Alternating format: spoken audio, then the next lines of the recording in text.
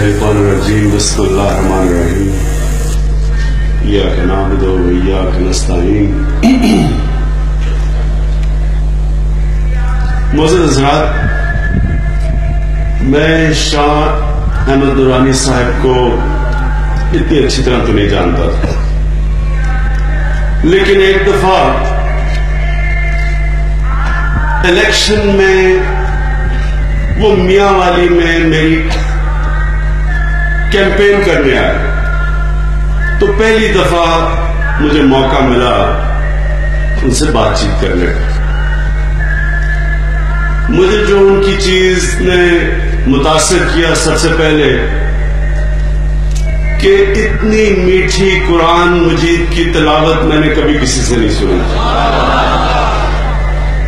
اور وہ تقریر کرتے کرتے بیچ میں قرآن مجید کی آیتیں پڑھتے تھے تو اور بھی لوگ پڑھتے ہیں اور ہم سنتے بھی ہیں، لیکن جتنی ان کی آواز میں مٹھاس تھی اور جو دل سے ان کی آواز نکلتی تھی وہ میری طرح کے بھی آدمی کو بڑا متاثر کیا انہوں نے۔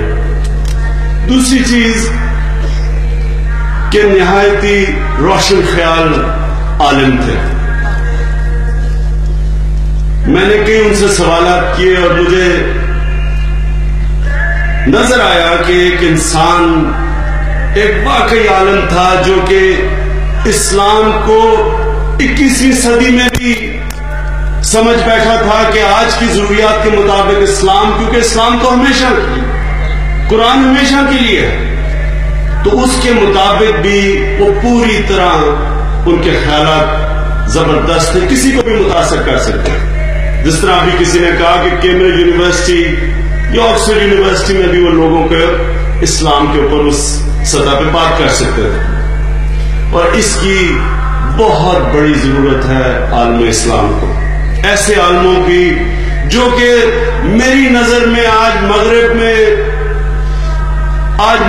میں اتنا بڑا برہان ہے روحانیت کا۔ لوگ عجیب مشکلات میں پڑے ہوئے ہیں، کیونکہ یاد رکھیں کہ رب العالمین ہے، سب عالم کا خدا ہے۔ ادھر بھی لوگوں کی بڑی بری حالات اس لیے کہ ان کے ذہن میں کوئی سکون نہیں ہے، کیونکہ روحانیت نہیں ہے، اللہ ان کی زندگی سے نکل چکا ہے، اور جب اللہ کسی کی زندگی سے نکل جائے تو وہ اللہ کا نقصان نہیں ہوتا، وہ انسانوں کا نقصان ہوتا ہے۔ تیسری چیز کہ مجھے نظر آیا کہ مولانا شاہ احمد درانی صاحب ایک بہت اصول والے انسان تھے۔ میں نے جو ان کے اندر چیز دیکھی وہ یہ کہ مفاہمت یا کمپرومائز، جدھر بھی انسان کی بستیاں ہیں ادھر انسان کو کمپرومائز کرنا پڑتا ہے، اس میں کوئی شک نہیں ہے۔ انسان ہمیشہ کمپرومائز کرتا ہے، مفاہمت کرتا ہے، لیکن مولانا صاحب نے جو بات کی جو میرے دل میں لگی وہ یہ کہ کمپرومائز ایک بڑے مقصد کے لیے ہوتا ہے، مقصد کے اوپر کبھی کمپرومائز نہیں ہوتا۔ صلح حدیبیہ ایک بڑے مقصد کے لیے کمپرومائز تھی، اور آج اس طرح کے عالموں کی اور سیاستدانوں کی ضرورت ہے، کیونکہ یاد رکھیں یہ وہ ملک تھا جو لا الہ الا اللہ کے نام پہ بنا تھا، اور لا الہ الا اللہ کا مطلب کہ اللہ کے سوا انسان کسی کے سامنے سر نہیں جھکاتا۔ آج ہماری غلامی مکمل ہو چکی ہے، اور ایسے مکمل ہو چکی ہے کہ امریکہ سے آرڈر آتا ہے اور ہم اپنی ساری پالیسیز اس آرڈر کے مطابق بدل دیتے ہیں۔ آپ نے دیکھا افغانستان میں طالبان سے کیا ہوا، ایک حکم آیا اور وہی طالبان دشمن بن گئے اور دہشت گرد بن گئے۔ ایک حکم آیا، وہی عرب جن کو CIA اس ملک میں لے کے آئی تھی اور ان کو بڑے بڑے ہیرو بنایا تھا، ایک حکم میں وہ دہشت گرد بن گئے اور ہماری ایجنسیز ان کو جانوروں کی طرح ڈھونڈ رہی ہیں اور ان کو امریکہ کے حوالے کر رہی ہیں۔ پھر ایک حکم آیا تو پتا چلا کہ ہمارا تعلیمی نصاب ہی غلط ہے، اور وہ یہ نہیں کہ امیر کے لیے انگلش میڈیم، غریب کے لیے اردو میڈیم، اس نصاب کو ٹھیک کرے۔ سارا زور امریکہ کے حکم پہ لگا ہے کہ جناب دینی مدرسوں کا نصاب بچائے۔ یہ نہیں کہ ایک اپنی ملک بیٹھ کے ایک سوچتا ہے کہ ملک میں اگر ایک تعلیمی نصاب بھی نہیں تو ملک میں طبقے بن جائیں گے۔ یہ دنیا میں کدھر ہے کہ غریب کا بچہ ایک تعلیمی نصاب اور امیر کا بچہ دوسرا نصاب پڑھا؟ اس کا نہیں سوچا۔ یہ سوچا کہ کیونکہ امریکہ سرکار سے حکم آیا ہے تو 5 ارب روپیہ امریکہ نے فراہم کیا کہ دینی مدرسوں کا نصاب بدلا جائے۔ ہماری جو معاشی نظام ہے، جو اکنامک پالیسی ہے، وہ واشنگٹن سے بن کے آتی ہے۔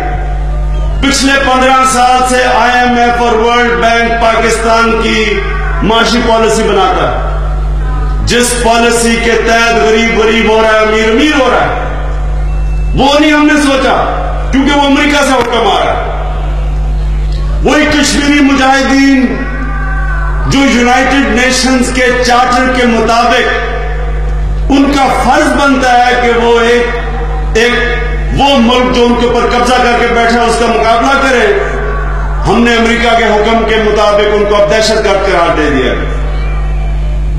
میں بھی سمجھتا ہوں کہ ہمیں اپنے جو ساتھ والے ملک ہیں سب سے ہمیں دوستی رکھنی چاہیے، لیکن وہ لوگ جو اپنی آزادی کی جنگ لڑ رہے ہیں تو یونائٹڈ نیشنز کے مطابق کہ وہ جائز چڑھ لیں۔